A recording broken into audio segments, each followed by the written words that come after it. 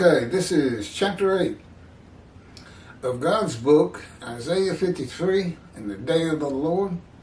He dictated to me at his command and direction, just as he did the Torah with Moses. In fact, all of the prophets wrote their books too. Every one of them a man and divine beings, because that's how God speaks to you. His spirit alights upon you, like Moshe in chapter Isaiah 11. And God is in his spirit, just as I am, and you are. Let's see if I can't get straight here. Anyway, this is chapter 8. We're redoing all the chapters again. We just did it a couple of weeks ago, but God has already had me repost them, the new ones, because the old ones, the original ones, had just become awful. I don't know why he waited so long. He didn't tell me these things. But they're already starting to show a little wear. About 7 times is about all I can repost them, and you don't start seeing little problems here and there. They're being reposted again right now, but at the same time, we're redoing the book. But it takes forever to upload from this camera to the computer and to YouTube. And so it's a slow process. There'll probably be another reposting. They're not in that bad a shape. You can just see, I can see, that they're starting to show a little wear and tear. This is called the first host of the Lord's host. And of course you need to read chapter 7 to find out what a host is. Or view chapter 7. The first host of the Lord's host in creation was Adam. A man created very much like the angels in heaven. God drew from the elements and materials of the earth, symbolically or metaphorically said to be dust in the Hebrew Bible, and formed the first human being, an adult man with the mind of a one-day-old baby.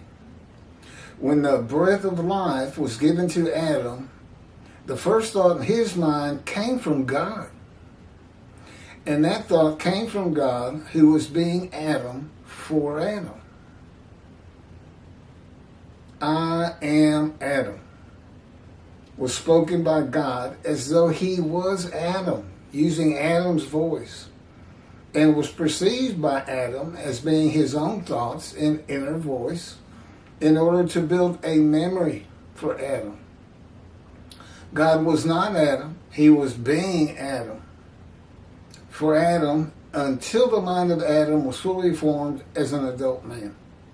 God based his being Adam on the mind, soul, and spirit of Adam, who Adam would be if Adam had been born a child and raised in Eden by the voice and power of God.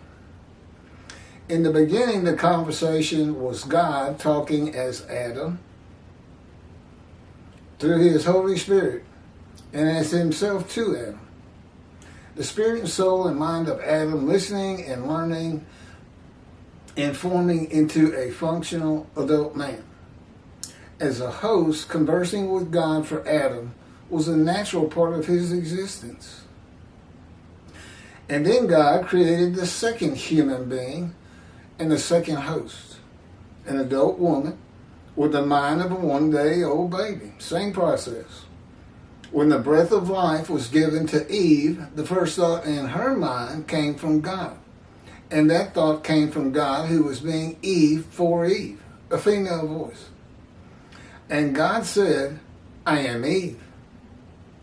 Spoken by God as though he was Eve, and was perceived by Eve as being her own thoughts and inner voice in order to build a memory for Eve. God was not Eve. He was being Eve for Eve until the mind of Eve fully formed as a functional adult woman.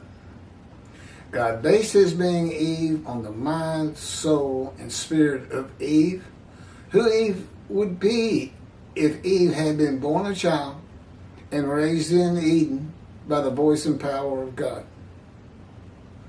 In the beginning, the conversation was God talking as Eve through his Holy Spirit and as himself to Eve.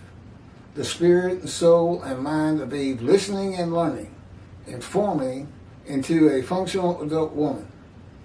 As a host, conversing with God for Eve was a natural part of her existence. And that is true for me today. Actually, it was true for me the moment he spoke to me. He has that kind of power over your emotions and your thoughts and your mind.